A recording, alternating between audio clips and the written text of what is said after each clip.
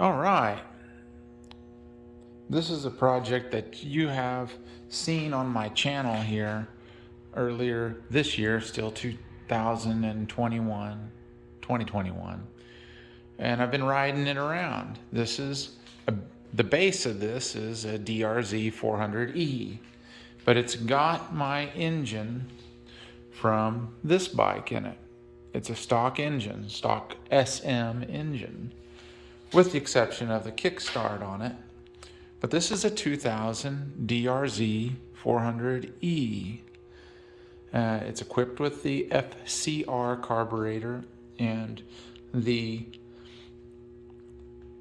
header on this bike is larger than the other DRZ models. And I think the factory exhaust is a little bit larger, and that's going to come into play in this build. But if you look here, this is an E model, and I don't think they came with this, but it's got a nice steering stabilizer, and it works. But this is pretty much what we have for the dash, and it's just a trip meter. I've got plans for that. We'll get back to that. But for the most part, except for a little bit of damage here and there, because it's been ridden, it's looking pretty good. The kid I got it from had the engine go out on him, and I might insert some stills in this just to kind of show how I was excited about picking this bike up in this video, and where the status of the engine that was in this bike when I got it. The engine had a thrown rod bearing, or a rod bearing that went out on it, and the kid just had enough of it and he wanted to get something else, which was perfect for me because I just so happened to have an engine. And so I've been exploring and riding on this, and some of my videos on this bike have been out there, and that's on this stock engine. But I examined the cases, and I examined the status of everything, and I decided, well, if I could build a stroker for this bike, and those cases are all right, and that head is all right, maybe I could build a stroker for this E model. But what if I could do something a little different also with it to make it even more special and squeeze a little bit more performance out of it, or try it? Most of the things I do is trying something different and experimenting. So I'm going to do that, and that video is on here as well. That's my video where I was clearancing, or showing the results of my clearancing for the wide ratio transmission. So this is going to be a stroker, big bore, wide ratio DRZ400E. So what we will call it is the DRZ470WR. But I'm not done yet. Again, this is an experiment. What I want to do is I want to test the performance of this stock exhaust with those modifications. I want to see what it can do. I want to jet it, and I'm walking around all my clutter. I want to jet it for that setup. I'll jet it for that setup, and I will also make this thing street legal. And I will also set it up, going past my clutter, I'll also set it up,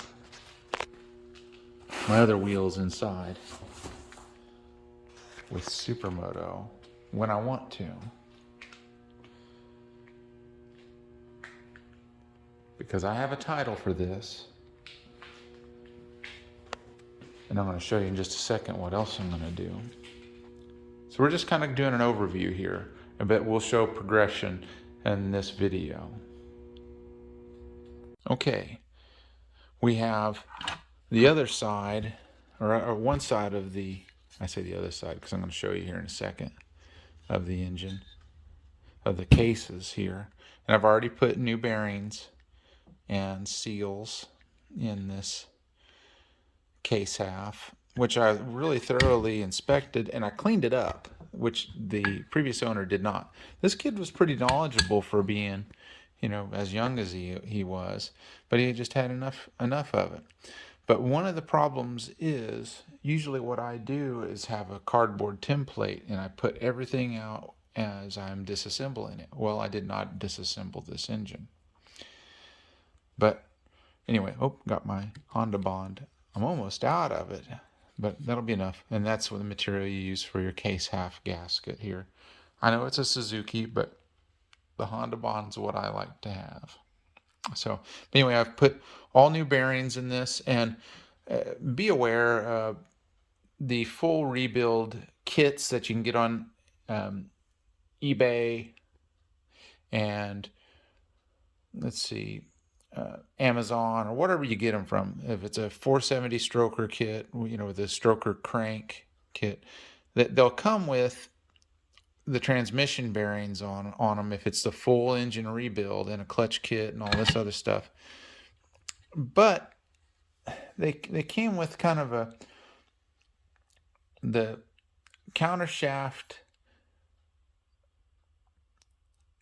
bearing usually has a dust seal on it and on the outside, and what they sent me was one of these bearings, which actually has kind of a reducer bushing on it, but it comes out of it, but it's got no case or an outside case side seal for the bearing, or a dust seal, and I don't like that.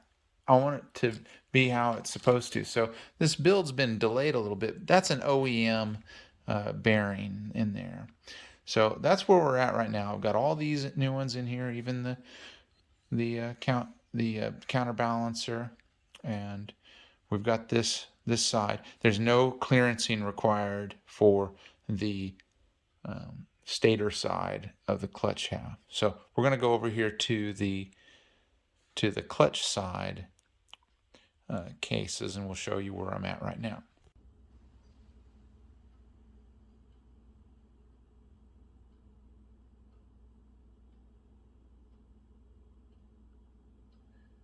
All right, welcome back to my living room, which takes place to be in my garage this time of year, and welcome to the clutch side of the crankcases for a DRZ400E. And this video, my description, and which is in the description, is talking about not showing you how, but just showing you what I did. If you want to add better how-to or explanation of the clearancing for the ACT wide ratio transmission for the DRZ, go to their page or their channel and look at it. They have a much better video. But this is just me sharing my experience. First and foremost, I'm going to go ahead and pull this off here. This is the transmission main shaft, and shown here, let me see if I can get my light over here, is where I've clearanced the cases. Let's see, I'm trying to look through my camera here. Okay, so you can see that that's an out of round area there, but I had to remove that material because this, the fifth gear, is so much bigger that it runs into interference of that. And again, I'm not a perfect mechanic, so I might have removed a little more material than I needed to, but I made enough to where this spins freely. And just for what it's worth, this is not keyed on there, so it's held on into place with a circlip. Let me see, with a circlip right there. Yep. So it's held into place by that, and then The next thing that I'm going to show you is, again, might be a hack job compared to what some of these professionals do, is the interference on this shift fork. And I might kind of clean that up a little bit more. You can see, let's see, get my light on here, that I've removed material from the top of the surface of the where the rod goes through, and some of this flat surface. Let's see if I can create a little bit more shade so you can't see, of the shift fork, because there's a tremendous amount of interference with fifth gear. Let's see. So what I'm going to do to show you that is I'm going to place this gear, which is next on there. Again, I'm not putting the snap ring or circlip. Got my hands full here. I've slid this thing on here perfectly. Once I turn the camera on, that's when you're destined to have trouble. Okay, I'm trying to stay out of your way here. So, again, the material that I removed, that's going face down. And I'm putting that in to its area it goes. And I'm just doing this for display purposes.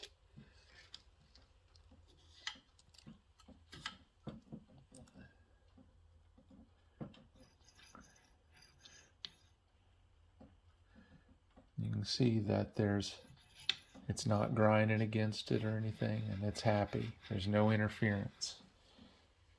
Let's see. Now you can see.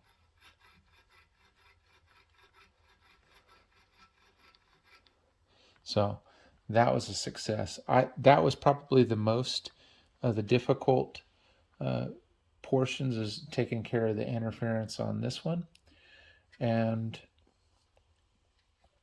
I'm going to have to break here for a second to set up this other, because it's just going to be a little bit of time, because I got to install the counter shaft that's setting right here and the shift drum to illustrate it being in fifth gear.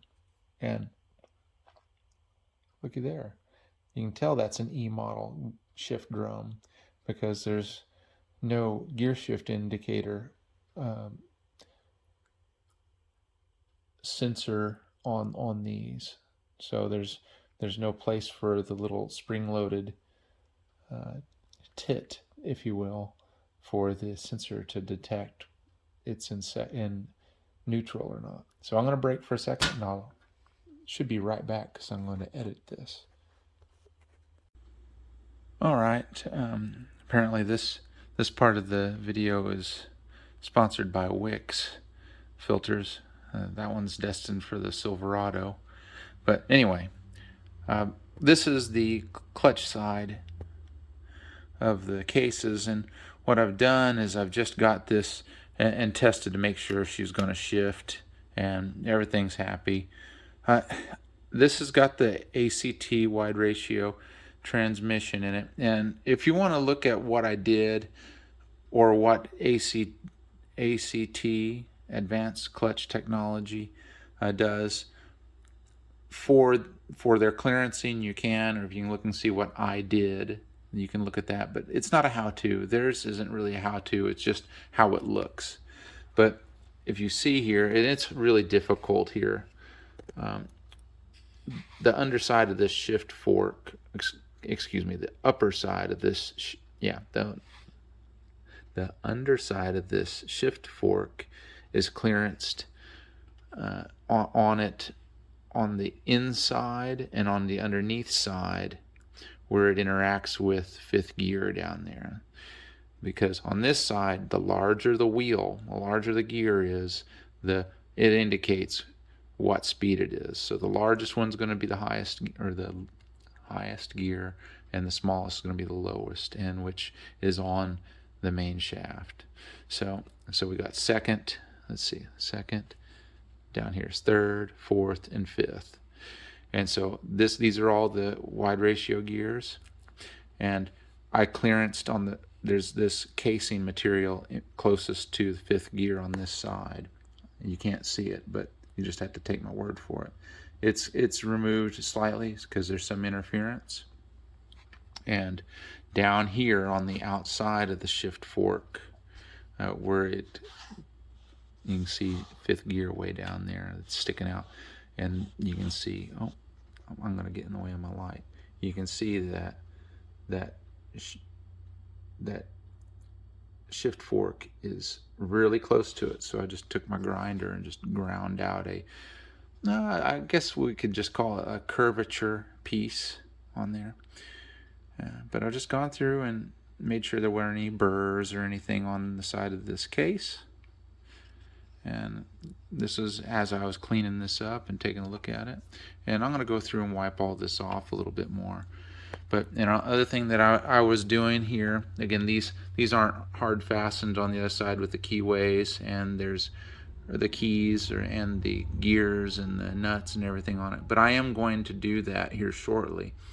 And this is my new little stand that I'm going to do that on. But anyway, I'm checking the clearance. If you get a stroker crank, I'm getting in way to my light here. I'm not a professional filmographer though, but the interference, you have to look to make sure you have clearance between the counterbalancer and this closest point, and that's almost where it would be in time, I do believe, but is right here. And I'm going to show you how to do it, but it shows on there that I think you need to have 1 mil of space, 1 millimeter, and which I do, so that's good. Otherwise you'd have to remove some material just to give it clearancing, and I'm not really worried about that. So here we are with this case half. I think I've covered everything. Everything's assembled on this side, everything's in position, and it's all clean. So we're getting close to that point, that pivotal point where we go for it and put it all together. So we're going to go over to the rest of the parts and show you the status in which it's in. Okay, this is the set of boxes in which all the engine components were in, well, with the exception of this over here. And this part of the video is sponsored by my Total Gym over here. But anyway, this is my mad scientist Dewey's garage, living room, whatever. But I just needed room to lay things out and not be in the way. So, I've went over this cylinder head a certain amount here. And this is an electric start model, DRZ400E. But it's got all the components. So we'll get to that. It's got a setup for manual decompression on it, but these are auto decompression cams. I have not identified those cams as being E-model cams, but they may be. But we'll get to that point. But in these baggies and these boxes are all the components that I've got to decipher into where exactly it is that these parts go. But thankfully, so many of these things are in good conditions. I have the head bolts. These kits come with studs. They come with studs, and I don't want to use the studs. I'm going to use these stock head bolts. Some people might give me a hard time about that, and you're more than welcome to. The other two strokers haven't had any trouble with it because I've torqued them properly. But luckily, the young man that tore this down, and of course the shop in which he had finished tearing it down, did a pretty good job of keeping things together, I guess you could say. But they're not 100% organized.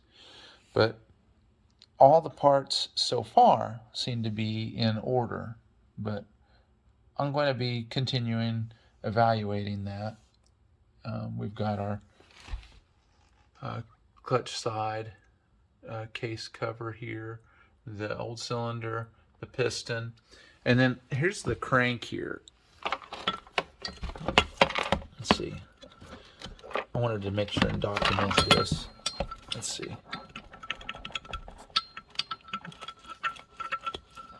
That was the problem, and so it's done for. And you know, I have not. The one thing I have not fully evaluated is testing this stator. I will do that and see what kind of resistance we have. Clutch doesn't seem too beat up. It's, you know, not really marred up. I don't have any history on this engine, so we're just gonna start with a fresh slate here. Let's see here, but this was the auto tensioner that it came with, which it's obviously, if that is factory, that isn't happening. But also they have this manual tensioner, which, you know, I like the newer auto tensioners, but this one looks pretty good. So I think I'm going to just go ahead and use it. Why not? I know how to do it. We have our dowel pins and all the things to put the head back together in place, and yeah, I'm feeling pretty confident everything's here. Otherwise, I'm going to have to be buying some stuff. Let's see. Let's go over here. You know, again, we have our jug, and there's got some pretty good marring on it. And I've got my starter. Sitting over here. And this is something like what I like to do. I like to make a little template here. This is from my other engines that I've built.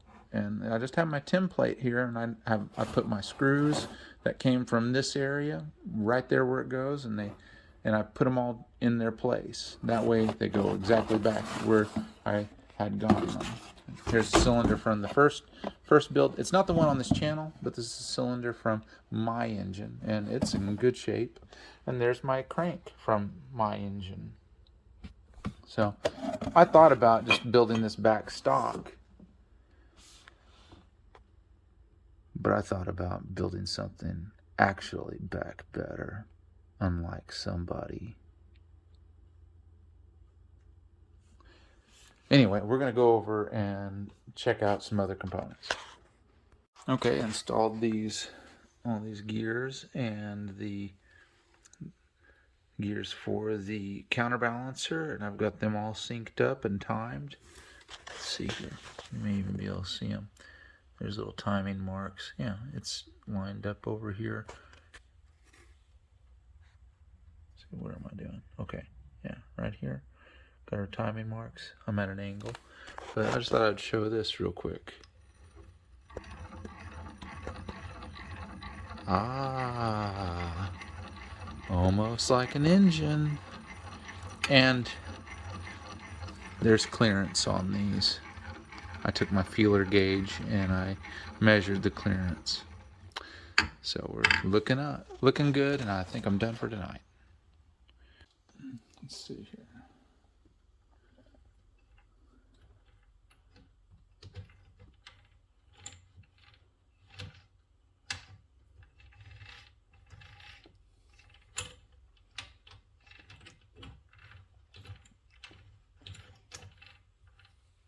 I'm better than you.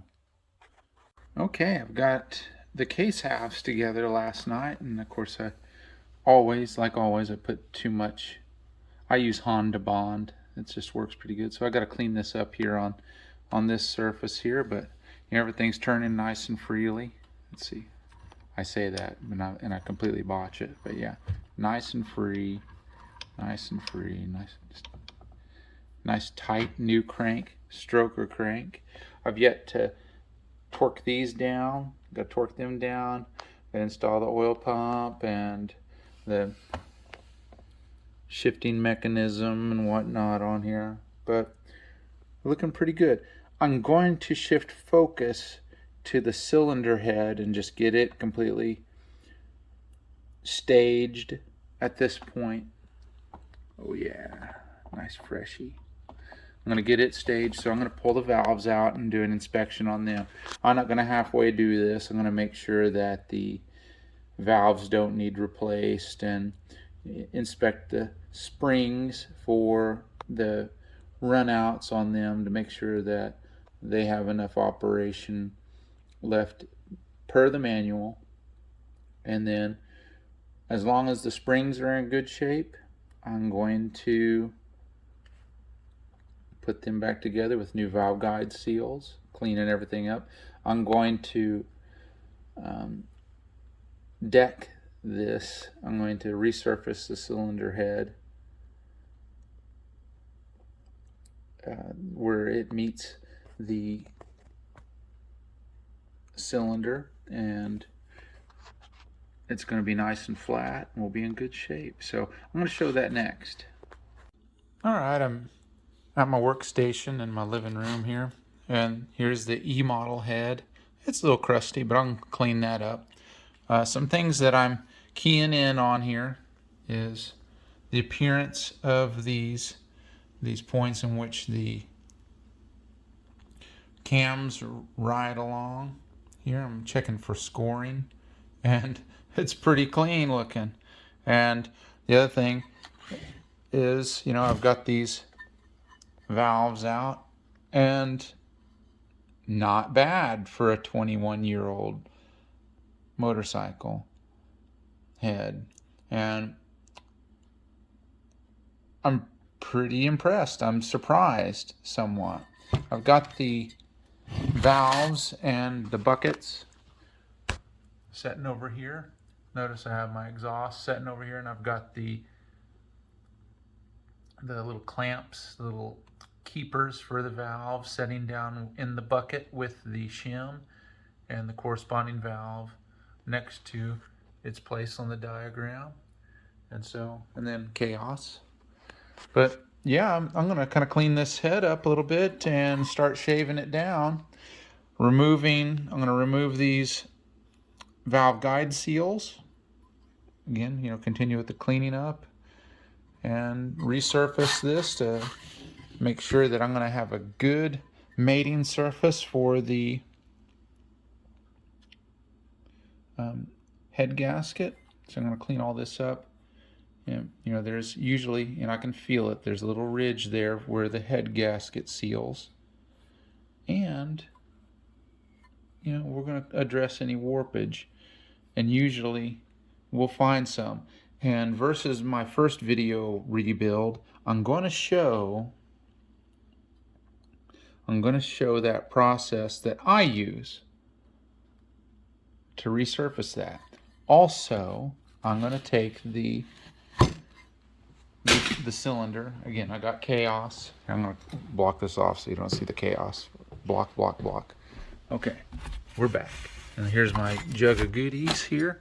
And just for my own, and I've done this on these other builds too, I'm going to run this on a resurface, just a real quick once over to make sure all of this is flat.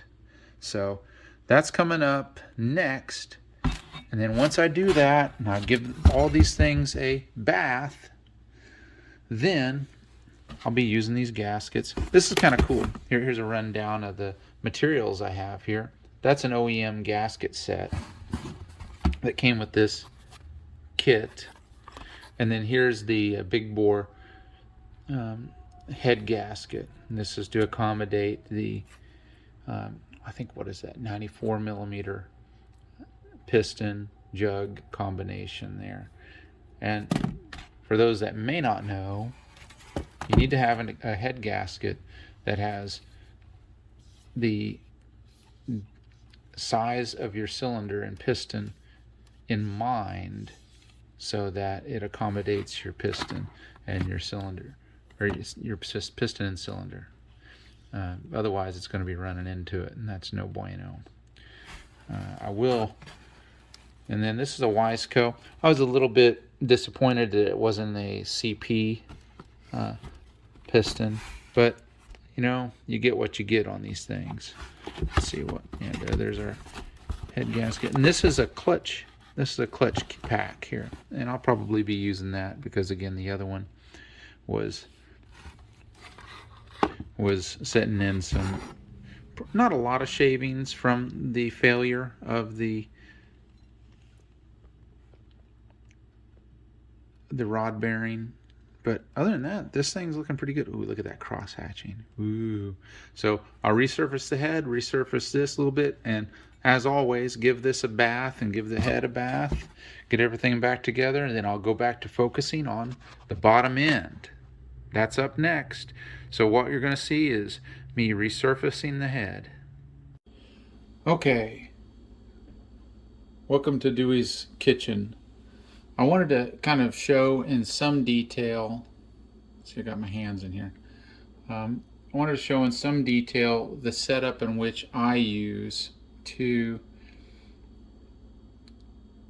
resurface these cylinder heads. And I was going to use some of my 220 from a previous project, and this one would probably work pretty good, and I might use it as a secondary. I blew it off a little bit, but this is 220. I'm sorry about the light situation here. Yeah, 220, and it's kind of used as a rough you know, the material removing stage of this. The idea is, you know, I don't have any idea how many hours are on this engine or on this cylinder head, but we're going to have to find a starting point for, we're going to have a starting point. So in case there was any heat over the time of this engine, of course, heat, exhaust here, that's going to be a big time location of where a lot of that warpage could happen over time. Keep in mind the E model does not have a fan on the radiators. So we're also looking at where the jackets are, and just in general, a cylinder head is aluminum, it's cast aluminum, and aluminum absorbs a lot of that heat. So, but there's going to be a potential for warpage. So I want that surface to start off flat. And the reason why these other ones have so much material, even after I removed it from it, was because I was working on a YZ250F cylinder head that was in a bad state of disrepair. And I finished that project about a month and a half ago. Long story short, it required the maximum I would want to ever remove and still feel good about it. Good news for him, he might have got a little bit more compression when we replaced it. But I wanted to share my setup here. And, you know, it's something that I haven't really rehearsed or staged. I just wanted to share that because I didn't do that on my first video. I have my countertop here, and this is a really thick gauge of steel that I got from the surplus parts store, or we call it the Yard here in Wichita. And I was able to get this section of steel, which is larger than the typical pieces of you know, I've called it, you know, it's just sandpaper. It's wet or dry sandpaper. But I set that on here, and I'm going to go ahead and set it, I'm going to put it on here long ways here. And I just have some 1x4s. And so I'm going to set up this one side here. And my idea here is to use up as least amount of real estate as I can. So I've kind of got that loosely staged. I'm trying to make sure I see this. I can see this on the screen so you can see it. And I get my Jiffy clamp. You know, it's kind of a wood clamp. I get it into position, and okay, so that it's not, I'm not trying to hold back a tremendous amount of pressure, but I want it to be secure, so it's not like I'm getting crazy with it.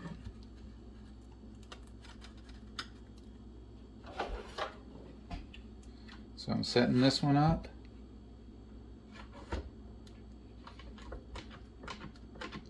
Okay. So that's a nice firm surface. And what I do, right, on some of these cylinder heads, sometimes you're going to have a stud here, or you're going to have some studs in the cylinder head. You can't have them there, so you got to have 2 nuts and a couple of open end and maybe even a box end wrench to be able to back out the studs. And I'm not going to show that process, but this DRZ head doesn't have that. And remember, this is an E model head. How do we know that?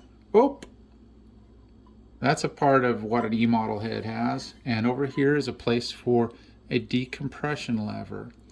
This system is equipped with a block off plate. So, well, get back to the point. So what I do, and there's not a lot of real estate for this, so I got to do them pretty tight. And I'm going to just go over here. I can't see exactly what I'm doing from the perspective of the camera, but and you got to start off evenly. So what I like to do is I start off the counterclockwise start of a figure 8. It's a small figure 8. Keep in mind that I'm not going off the edge of the surface, so I can end up with contact at all times.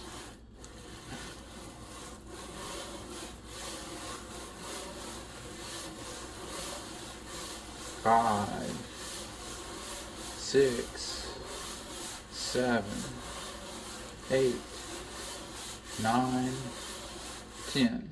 And then I like to go clockwise starting. 3, 4, 5, 6, 7, 8, 9, 10. Okay, and then I'll do the same thing wide ways.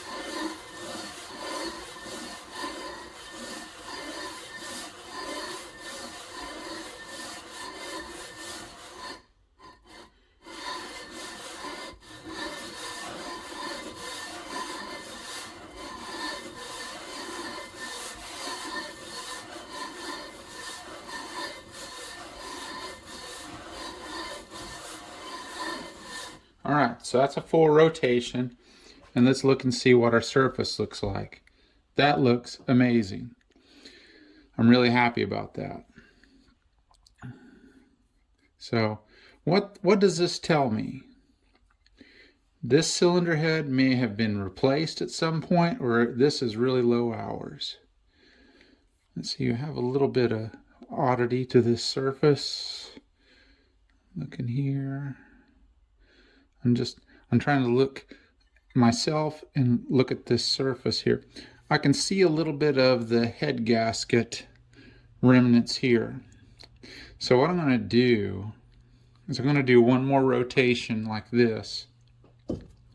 And as long as that's gone, then we might just go to 400, do a single rotation there, and then go to 600 grit, and then a single rotation there. And if I'm satisfied with it, we have a cylinder head that has been resurfaced. I'm also going to make a small round, a real fast round, with the cylinder itself, the top where these two surfaces mate.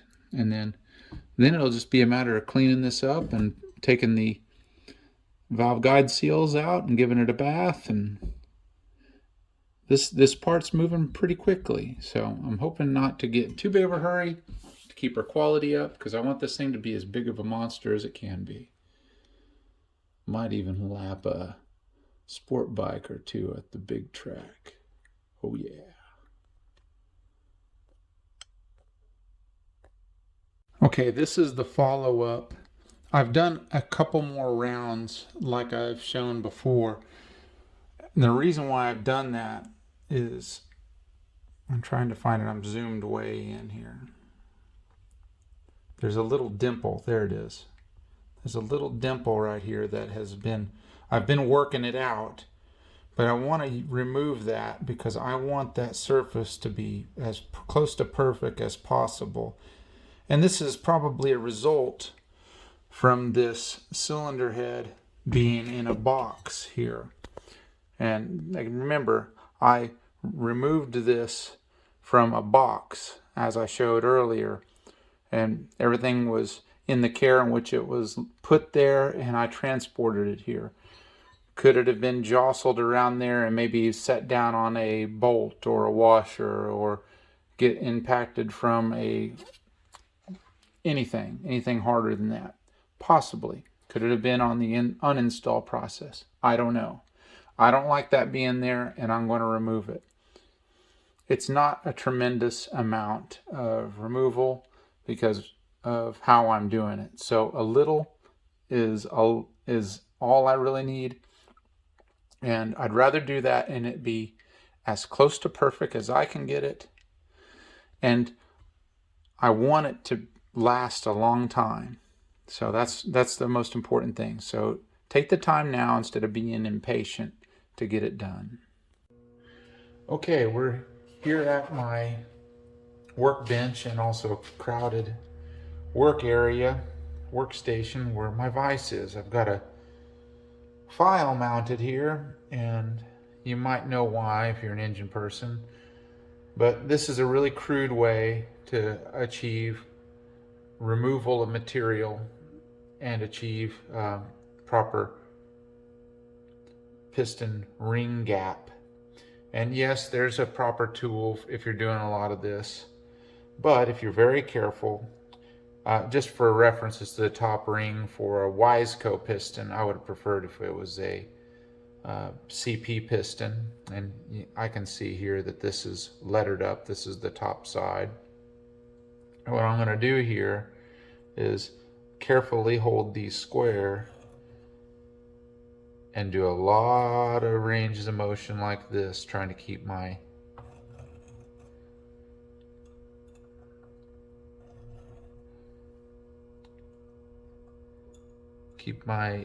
ring clasped evenly.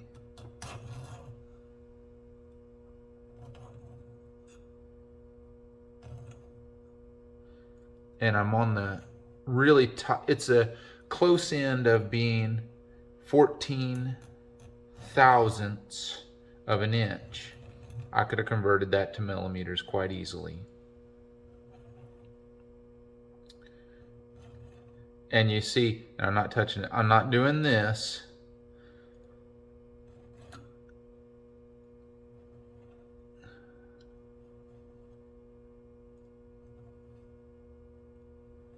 But it's 14 thousandths on with my feeler gauge, and the cylinder is just too tight. I can force it in there, but it's not dragging lightly as it's supposed to. So this is a really hard material.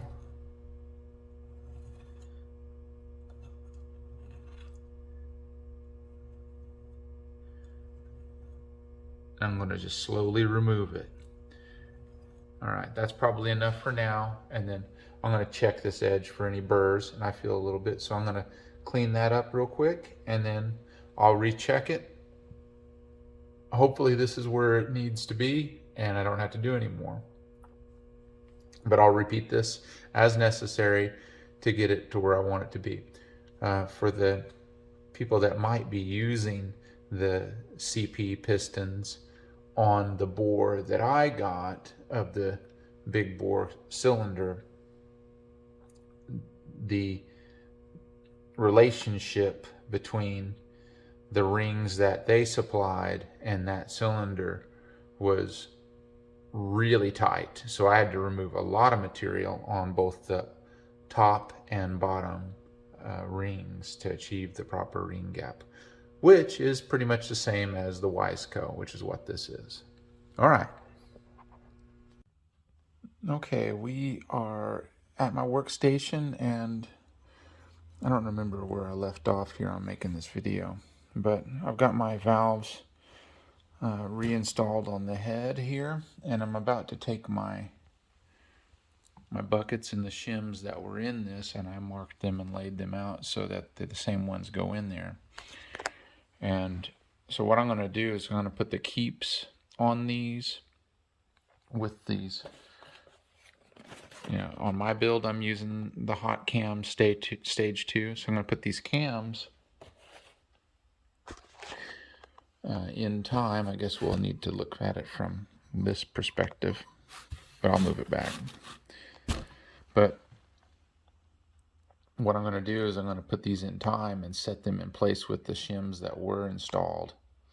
And what that's going to do is I'm going to be able to have a rough check of valve clearances. So if there's a big adjustment that needs to be made, I can get it really close rather than having to do that installing the cam chain, uninstalling the cam chain. I will do that, and I will check it once I turn this engine over in the staging parts of this to check and make sure we're in spec.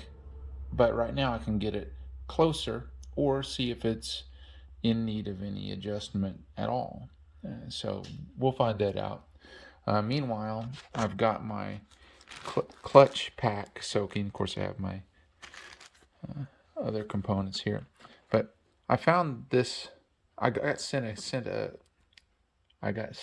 set of no-bake cookies in this for Christmas one year. And yes, I said Christmas, not the holiday, because it's Christmas. And after I was done with it, I thought, I'll let this gift keep on giving, and I'm making it I keep a certain amount of oil, fresh rotella. Anyway, I keep a fresh amount of that in here so I'm not wasting it. I keep this as my staging for my soak of my clutch, because you're supposed to do that on your new components. So, and then I'm going to move over here in my carnage. I will clean this up after I'm done. I've got pretty much this whole engine installed, or this whole side of the engine, its components installed, with exception of the clutch components. I went by and inspected everything from the oil pump. I installed the wheel for all these other things and got them all torqued down properly. And I installed the kickstart component here. So got that all working right along. These two are torqued down. And I didn't do it by the manual, so shame on me. And I may be guilty of destroying a piece of currency, but these are left-handed threads. So I had to put them on one side to tighten them. So I just set that down in the gear. I've also have used a nickel, but in this case it was too wide, and I was afraid it would come into contact with the cases here. So when I did that, so this is torqued down. I think it was in the 30s on foot-pounds, and this one was in the 70s, 79.5, I think. So don't quote me on that. And of course, before I put the 50.5 foot-pounds on this, because I did that last night, I had to make sure and install this guide for the cam chain, and of course the cam chain prior to that. So it's just kind of dangling there. That's fine. I'm going to leave this clutch side cover off until I put the head on. And when I do that, I'll probably move this to my workstation area. So that's what I'm working on now. The next stage is obviously installing these, and I could wait to install these, but I'm not going to. I'm going to install those and then check the clearance on the on the cams to see if I'm close, and then we'll move on. All right, we've moved a long ways from when we left off. Of course, you saw that I was getting the adjustment made for the ring gap clearance, which I did, and I installed those onto the piston, and it was a really easy install for the piston and the cylinder, so that was really good. If you're building one of these, make sure that you have the proper ring gap. I went ahead and tested the adjustments that I made kind of on the table as I described earlier, and I made a few small adjustments as I cycled the engine over once I got it in there. And of course I got this manual cam chain tensioner, which came with the bike. It came with the out of date and potentially failing auto tensioner, so we upgraded to that. I might try to get a hold of an auto tensioner that's more modernized, but it's not necessary. This is plenty good. And of course this is the E model head, so I have this component in here, and the only real purpose I could see that it has is if you're doing any adjustment in here is it prevents the cam chain from falling down. And then I'm going to face it back towards me poorly, and you see here is the block off for the manual decompression. I'll have to check and make sure that I placed that correctly, but that's just the block off, and it does how good it does. And so as I was putting all this back together and I got my cover on and I started messing with it, my inspection found a fatal flaw that I wasn't counting on seeing. Well, I say it's fatal. It's not fatal, but you can't see it here, but now you can see it. If we look here, there's a damage which I compensated for here. Let's see. Yeah, it's just a little speck of some stuff. There's no puncture. But the threads, the collar, let's see if we look here. I'm on my engine stand here, so. All right, now you see it. There's just like a little bit of a piece here on the clutch access here, and I haven't did a final clean on this since I found this, so just bear with me. But I found that this chunk was off of this, and that's just a guide. That's just a kind of a slide area. There's no threads missing from this. It's just a slide area on the clutch cover here. And I was really disappointed to find that. I'm not upset about it, but I'm not happy about it. I could probably make this work for a good long time. Well, since I found that, I was pretty disappointed because all these other components of this is in good shape. But be that as it may, I went ahead and ordered a really good condition one. And also, obviously, it has to be this cover here as well, because that tab is broken off on that, and there's just enough of it to keep pressure on it. And I just don't like stuff being that way. Also, I installed the, let's see, we'll look at it. I'm gonna move my oil can here. Let's see.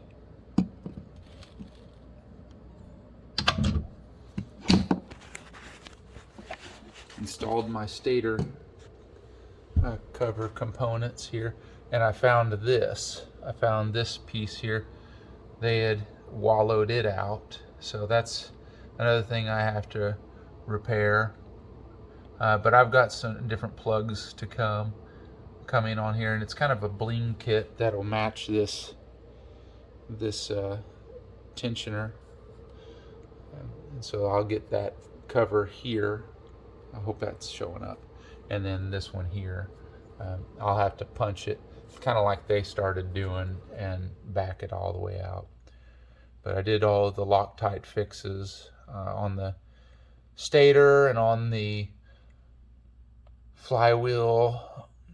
I made sure and Loctited everything in there, thread lock in there. Everything else is looking pretty good. I'm fairly happy with this. So that's where we're at. All right, we're back at the workstation, and I have the original clutch side case cover, and you can see I'm pointing out this issue. I had some discoveries when I was reassembling this that I didn't find in my original inspection of the parts, and you know, you can only be so thorough. Well, shame on me. This was this way when I got this, so I thought about trying to make this work with a washer and a, you know, just a different size, slightly longer bolt to accommodate that, and it probably would have worked.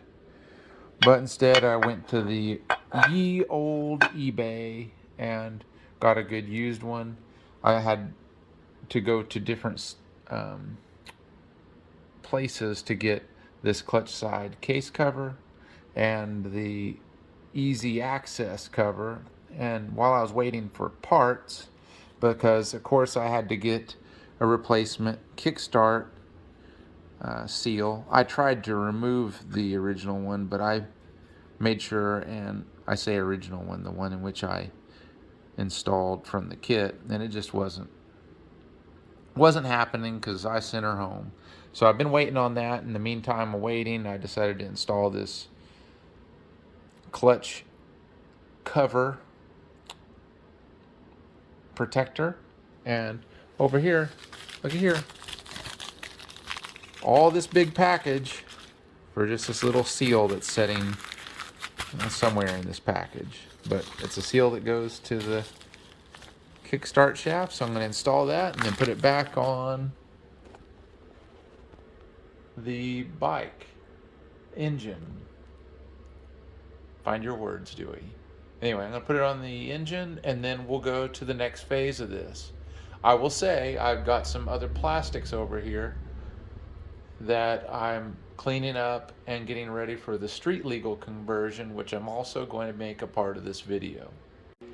Okay, we're back in the garage, and I've got the E model here, which I'm dubbing, at least for the time being, the dozer doozy. And what I'm going to do, what I've already done here, is I've gotten the skid plate off that I purchased for it, that I've been running. And I'm going to warm this engine up, but I'm going to start removing the fluids, the oil and the coolant. But at first I'm going to warm it up,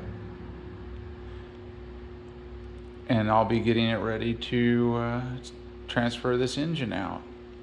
That way I'll be able to put the 470 wide ratio transmission engine in and start that process. Okay, I wanted to show a little bit of this thing running. It might start running pretty badly. And I just wanted to kind of get a engine sound comparison. This is the stock engine running, and I've got the fuel line off, so I'm draining the carburetor a little bit with the engine running. That way I end up wasting less fuel out of the bowl because the petcock is off. But just how it is, here is it running. Stock engine. Okay, I got a quick progress report. Got the exhaust off. You can see I've got the subframe swiveled back so I could get the carburetor out. Obviously, if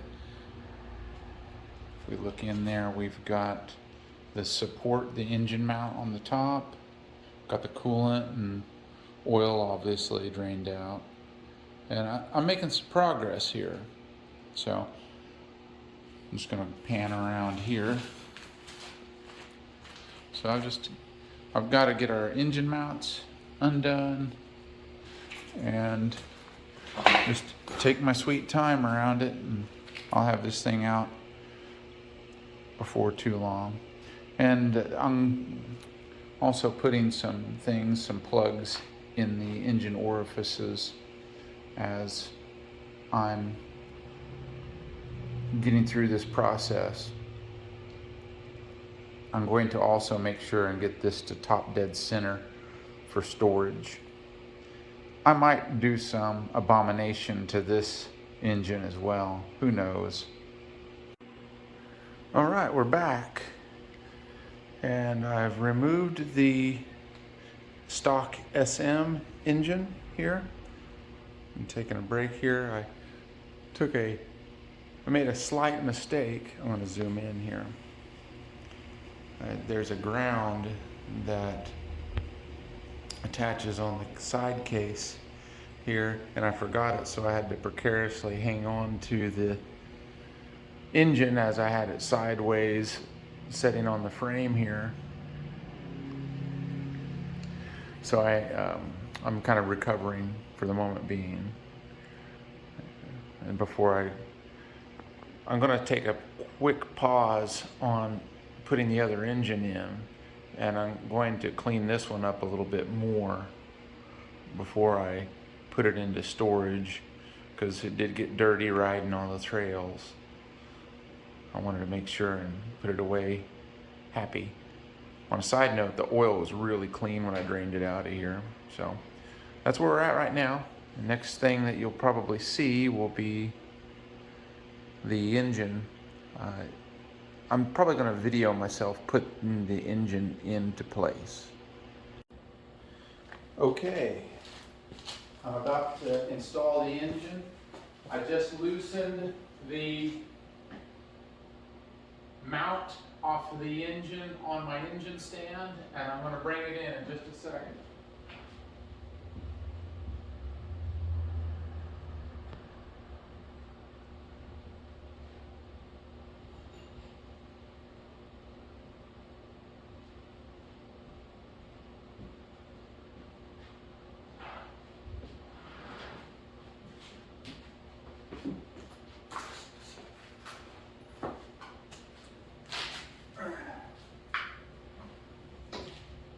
This is one of those parts where working out and being physically fit, it's probably a good deal. Okay, making sure everything's out of the way here. Big moment. There's a big moment coming right now. And this might end up being a little bit of a struggle.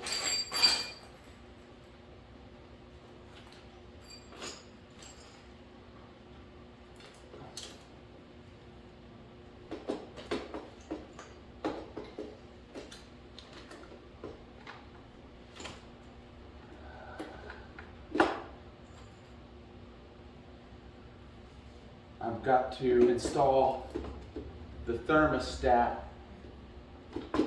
housing on it from the other engine. So that's where I'm going to set it for right now. It's cradled in there good enough. And right over here, I'm going to install the thermostat. I can't use the one from the Supermoto version because the outlet comes out to this side, and that's because the E model runs both sides, radiator sides, in parallel instead of a series.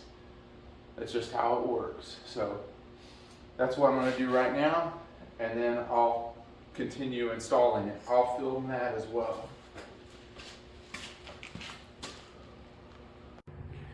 Okay, I got an update here. Unfortunately, due to the rig job that I have for the oil recovery breather system here, the manual tensioner that I had, it's not one that I purchased, it's just what came with all this kit, didn't work, so I installed the manual tensioner from the 2016 SM engine. But I've gotten everything back into place, everything's oiled up, and I've bled, and you can see I have a little bit of a mess. It's just a few little drippings from this engine. I've primed the oil system, and I'm just about ready to test start. Well, unfortunately, I was not able to get that first start on video. I had a issue with the carburetor trying to get stuck on me.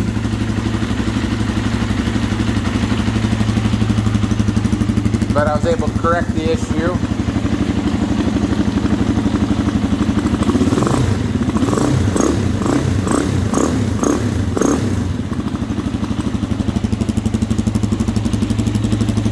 But for the record, I did kickstart it,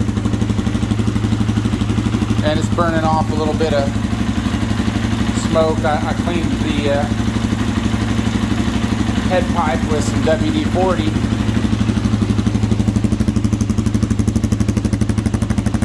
Really pushing out the air. Feeling pretty good about it. So that completes this build, and I'm going to do another video on the street legal conversion.